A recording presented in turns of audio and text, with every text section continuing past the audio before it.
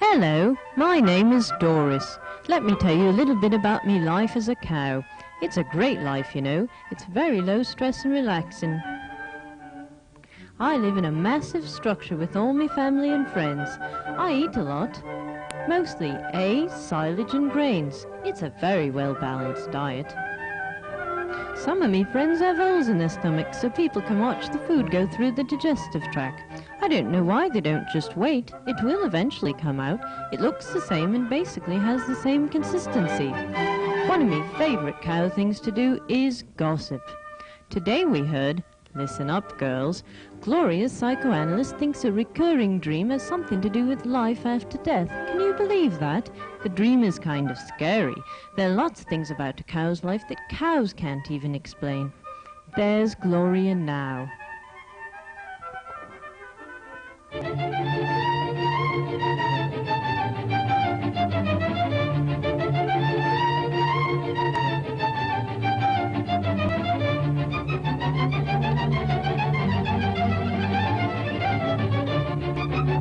I wonder what life after death will really be like.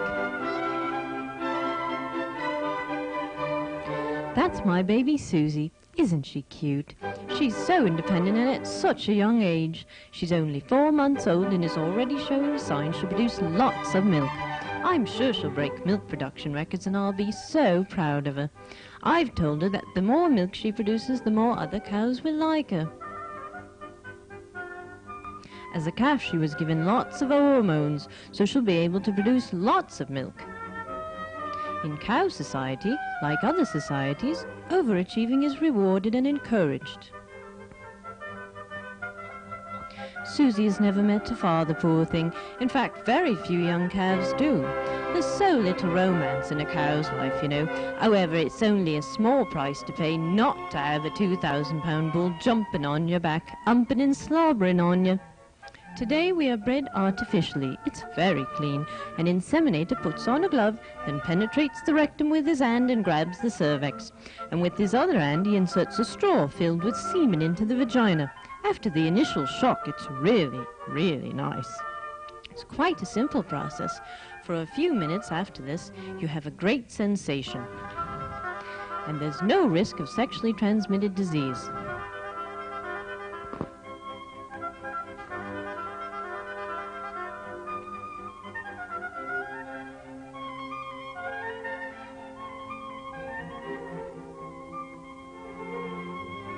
As I said earlier, a cow's primary objective in life is to produce milk. Every day I go to the milk parlor. I wait in line.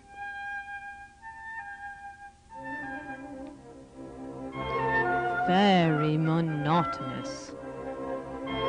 However, the payoff comes when they attach one of those milking machines to my udder. The milk is extracted. What a relief. The milk then goes to the holding tanks before it's shipped to the processing plant and distributed to supermarkets. Do you realize the nutritional value of my milk? It's so nutritious. I'm not saying this just to keep my job, you know. If you drink milk, you'll grow up to be strong, healthy, and extra good looking. So make sure milk is included in your balanced diet. Got to go do cow things now. Take care. Moo.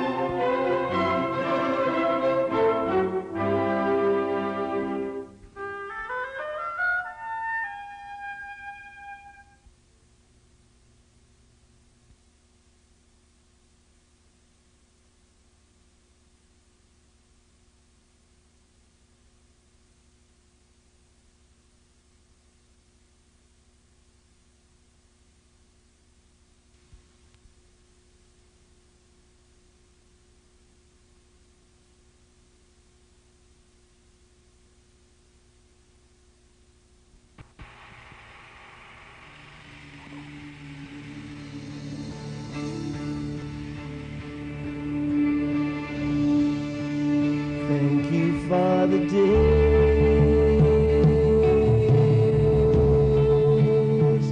those endless days, those sacred days you gave me.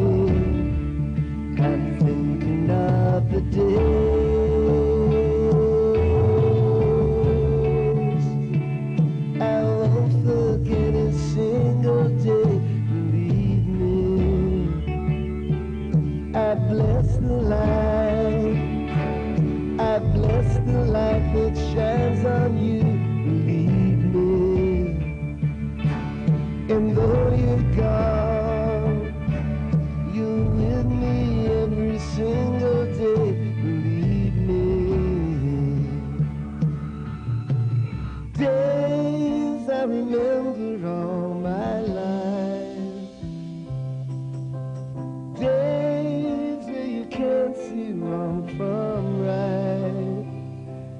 took my life, and then I knew that very soon you'd leave me.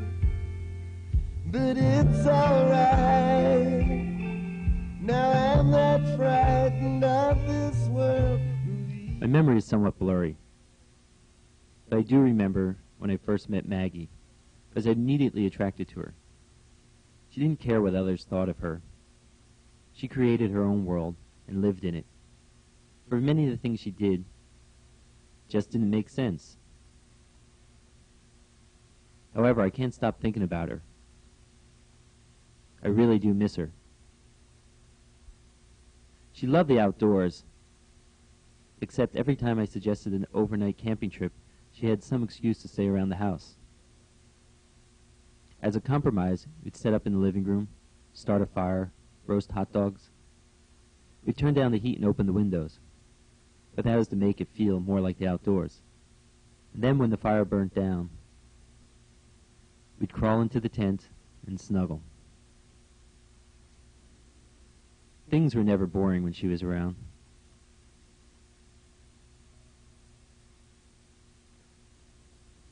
Around my birthday, she always made me, shall I say, a special dinner. When she cooked, she never used recipes, but used what she called creations of her imagination. The combination of foods weren't always that appetizing. However, visually they were, interesting? I'd never know what to say other than thank you. But this past year I also got a Bible as a birthday gift, and again I didn't know what to say or make of it, for I attributed to Maggie being Maggie, and boy, was that a mistake.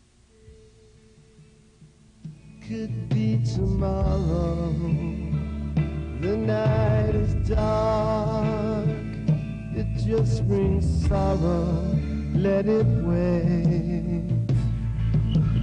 Thank you for the days,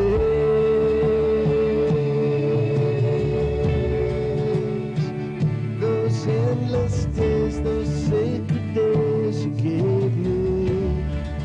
I'm thinking of the day. Things began to change when Maggie started a part-time job cleaning at a local church. For after working at the church for a couple months, she began sketching faces that resembled Jesus. She wasn't a religious person. Well, I mean, she wasn't raised religious, but she started to develop this strange attraction towards Jesus. At the time, I just attributed it to my imagination and tried not to think about it. Then she started to comment on how handsome Jesus was, and what a nice person he was. By now, I thought for sure she was developing a crush on Jesus. But how could she? It sounded so ridiculous. Again, I blocked it from my mind. Things continued, and she became emotionally distant. She started to bring home the communion wafers from church. I asked her what they were for. Her reply was to eat. I guess she was right. However, I knew the wafers were supposed to be the body of Jesus. Once she asked me why I thought Jesus never got married, for he was 33 years old and single when he died. I suggested maybe he was gay. She ignored me and suggested maybe he never met the right person. For what could I say? I wanted to confront her, but how do you ask someone if they have a crush on a man who died a couple thousand years ago without appearing insane yourself?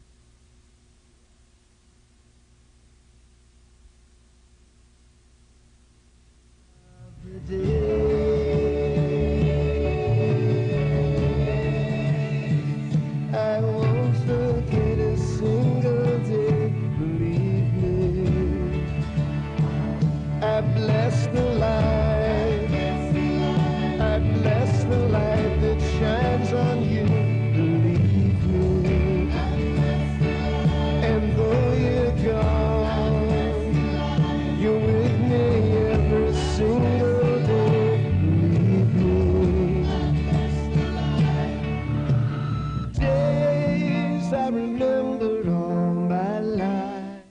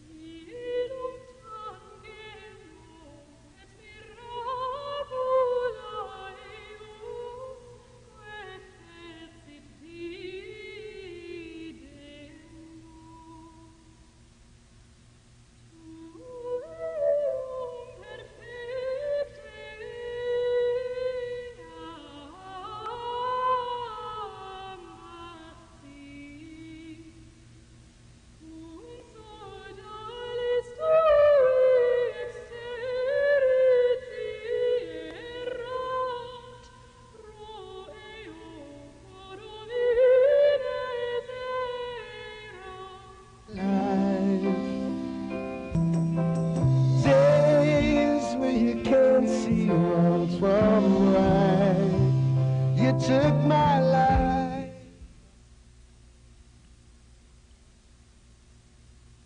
Last time I saw Maggie, she said she was going to her parents' house for a couple of days.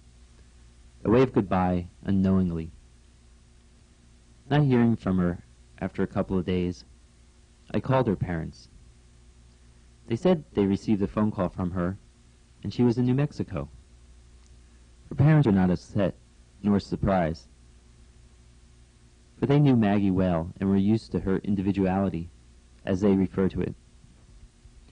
Not knowing how to contact her, I waited around the house. Could not stop thinking about her. Every time the phone rang, I'd hope it was her. Every day when the mail came, I'd hope there was a letter from her. Then about 5 weeks after she left, it came. A letter from Maggie. I'd hope it'd say something like, she was sorry and missed me, or she needed some time alone and wanted to come back. But no, in the letter she said she drove to New Mexico and met a self-proclaimed Jesus and married him. But what could I say? It was too bizarre. And all this time I thought I was going crazy.